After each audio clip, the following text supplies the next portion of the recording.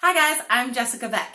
In this podcast episode 745, you are going to hear Lindsay and I talk about my experience taking the IELTS Speaking Exam in Canada. I went there to take the computer-delivered IELTS exam, guys. So listen up and you will get insider tips and strategies so you can be confident on your next speaking test. Remember guys, go to allearsenglish.com/IELTS Quiz and get your free estimated IELTS band score and free resources. Go to allearsenglish.com/IELTS Quiz. This is an IELTS Energy podcast, episode 745. An examiner takes the IELTS speaking exam. Welcome to the IELTS Energy podcast from All Ears English with your hosts, former IELTS examiner Jessica Beck and Lindsay McMahon, the English adventurer. With hundreds of Band 7, 8, and 9 success stories, our strategies are the smartest in the IELTS world. Get your estimated band score now with our 2-minute quiz. Go to allearsenglish.com/myscore. Today we talk about my experience taking the IELTS speaking exam recently in Victoria and how to use your nervous energy for your benefit. Hey, Jessica, I'm so excited to be back on IELTS Energy. How you doing? Yeah, I'm doing great. As we're recording this, we both celebrated 4th of July yesterday. Yeah, that was so fun. What did you do? Did you guys have some crazy... I mean, our Instagram followers, they know what we all did because they were on Instagram and they had a chance to see that. But what did you do? So in Oregon, it is legal to buy like smaller fireworks, like sparklers, little poppets, these things you throw at the ground and they pop, and even like kind of bigger ones that shower like fireworks and sparks for like a foot. So James and I had a bunch of those, and we went to the parking lot across the street and lit them all off in the morning, which was great. And then that night we met this other family we're really close with at Mount Tabor. It's this beautiful park in the middle of the city. Yeah. And people brought like illegal fireworks. So in the state next to us in Washington, you could legally purchase like enormous fireworks. Yeah. And like people brought them to the park and were setting off these like huge fireworks. It was amazing. So all the kids' minds were blown. Even as adults, I literally screamed and giggled for an hour straight because I was just so delighted. It was amazing. That is awesome. 4th of July is my favorite holiday. I love it so much. It's so much fun. It's so simple. Like it's summertime sandals, beer, friends, like no awkwardness. It's just great. Totally. It's the best. Yeah. Yeah, there really is no like obligations, which is what brings down the other holidays, right? Like, totally. It's not a typically family type thing. Like, you can just do whatever you want to do. Yes. Yeah. But most people don't work that day, and so they can enjoy. Yeah. It's awesome. It's awesome. Well, what did you do? Did you see fireworks? Yeah. No, we didn't see fireworks. So we went to a beer garden, of course, because you know I love craft beer. We went to a beer garden in downtown Boston, and then we went to a pool party. So some of our friends live at an apartment building that has a pool right inside the courtyard. So we just hung out in that courtyard. We had a nice barbecue in the evening and just chatted. We had lots of laughter and lots of beer, lots of good times. So really fun. That's so awesome. Oh, yeah, man. It was a great day. Yeah. Oh, okay. So, guys, we are going to bring you a series about the computer-delivered IELTS exam. Yeah, I'm so excited because you made a trip to Canada, Jessica, right? You went up there, you took the exam. How was that experience? It was incredible. You know what, guys? Like, before I went up to Canada, I prepared. Like, I watched whatever material is online about computer-delivered test strategies, which is not a lot. And I can tell you, after actually doing the exam, it is completely apparent to me that all of the videos that you guys are watching about the computer-delivered IELTS test, none of these people have taken the exam. Because there are like so many cool little tricks that you can do on the computer that nobody's telling you guys. And I really liked it. Before I went, I was like, why did IELTS even do this computer test? Like the reading strategies are going to be weird and blah, blah, blah.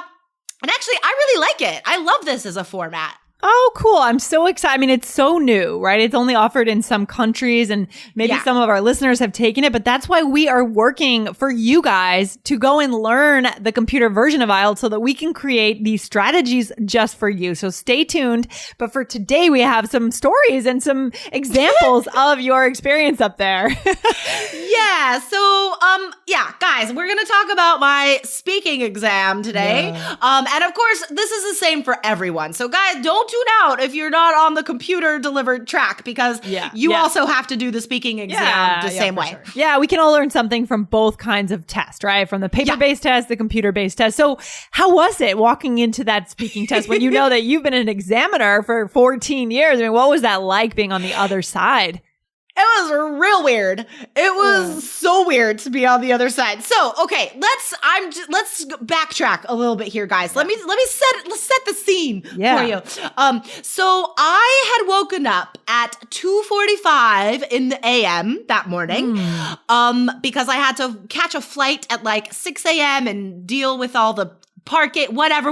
So I woke up super early, flew to Seattle and then flew to Victoria and then made my way to the guest house, which, oh my God, the guest house is so amazing. Okay. If anyone goes to Victoria, Canada, stay at the Gaslight Inn. Okay. Cool. I'm going to put that out there. It's so beautiful and awesome. And so that was cool. And then I could like walk to the test center. And so I got there early. And I did the whole thing where you have to like check in your bag, make sure your phone is off. And there's so much rigmarole. You have to get like fingerprinted on a machine and show your passport all the time. It's so like strict. You feel like you're going into prison or something. Yeah. And then this was uncomfortable. Now, every test center is different in that what the waiting is like. So in the Victoria Test Center, we checked in our belongings and then they made us sit in this lobby until the speaking exam, and you weren't allowed to talk. Okay, in the lobby. Okay, so you couldn't talk to the people around you, and then how did that feel? Was that weird? I was tired, and I was like, I actually went to one of the invigilators, and I'm like, is there a magazine that I could read or something? Is there any sort of reading material? Because you're literally just sitting around this table with like 5 other people and you're not allowed to talk to each other. That's so weird. It's so weird. And there's all these big signs like IELTS silence, please, because the exam rooms are right around you. So I get why you can't talk, but then like, don't make us wait there for so long. Just let us be in the other room until it's time for our exam. Yeah, totally. Okay. So wait, how long did you have to sit there and wait at that table? Not talking to anyone? 20 minutes. Okay. 20 full. It was a long 20 minutes. And since the waiting room is right next to the exam rooms, the examiner herself or himself comes to get you, like says your name, comes to get you or whatever. And when we sat down, she was obviously a little bit surprised because I was a native speaker, but it happens. And she was really, really nice. And she was like explaining the steps and stuff to me. And I was like, it's okay. I was an examiner for a really long time. And she's like, oh, great. Okay. Then you know the deal. Yeah. And it was like really relaxed. But she was very professional, stuck to the script, just like she was supposed to. Good. And yeah, I really enjoyed the experience. I was nervous though. You were nervous. That's so funny. Oh no. I was a little bit because it's so weird to be on the other side. And the thing is like, you're being judged the whole time. And students, I really experienced what you guys are going through because you are fully conscious the whole time about like every word that's coming out of your mouth is being judged. And it is, oh man, like it's a lot of pressure. Hello, everyone. As a former IELTS examiner, I can tell you that one of the quickest ways to improve your IELTS score is to have tons of impressive vocabulary. But I have seen students use words that they don't really understand in speaking and writing, and that makes them lose points. So make sure you have great words and you know how to use them. Get the All Ears English app to review your personalized list of native vocab words every day. Go to allearsenglish.com/bonuses on your iOS device. It's so good for us to be doing this. You know, it's so good for a member of our team to be going up to whatever country, taking the exam, you know, maybe once a year or something, just so we can stay in tune with our listeners. Totally. So good. So good. Yeah. I think everybody that teaches IELTS should have to take this exam. Oh, totally. I mean, why not? Why not? I totally agree. Yeah. So it was really cool though, because on speaking part 2, get this, the topic was describe a time you had to wake up really early for something. Easy. That was the day before, right? Did you talk about your day on the plane? Oh, it was the same day. Okay. Yeah. So I saw the card and I laughed. And so I worked it into the introduction. So guys, like really what my goal was being there, doing the whole thing, was testing out strategies. So I didn't approach this in any way that students will not be able to, okay? Yeah. We'll talk about that when we do the reading thing, but guys, just know that I did everything that you guys have to do. So in speaking part 2, I did our strategy of the natural introduction, right? And I was like, so the reason why this card made me chuckle a little bit, you might be wondering, is that I actually woke up at 2:45 this morning and then just told the whole story. That was easy, right? So you automatically had a story to tell right there. How useful, how helpful was that question, right? I know. I was so happy I got that question. And so like all of the linking words that we teach you in 3 Keys IELTS for part 2, right? Like we give you all of these amazing phrases, guys, for telling stories. I used them all. Okay. Like I really focused on using our strategies and testing them out. Yes. So, that totally worked. Good. And then in part 3, weird questions and and the examiner also thought they were weird. So guys, when I tell you this happens, it really does happen. The examiner also knows these are weird questions. So it continued about sleep and like, what's a healthy amount of sleep and how do you get a good night's sleep? Easy stuff. And then she knew she had to make it more difficult because I, was high level, right? And so she was like, now, how do shift workers handle sleep? And like, that's a oddly worded That's question. weird. Oh, it sounds maybe it's cultural. Like, you know what I mean? That's something that maybe we wouldn't think of asking, but it sounds like a cultural difference there between Canada and the US, the way she phrased it and the fact that she even thought about that. You know what I mean? That's true. Yeah, that could be. Yeah, that's a good point. I mean, Victoria is a very unique community with what kind of industries are there. There you go. So I like that insight. Very interesting. Oh my gosh. Yeah, when we know this from the podcast, like when we have language, we have culture. It's impossible to get away from it. So how did you handle that question? I mean, how did you?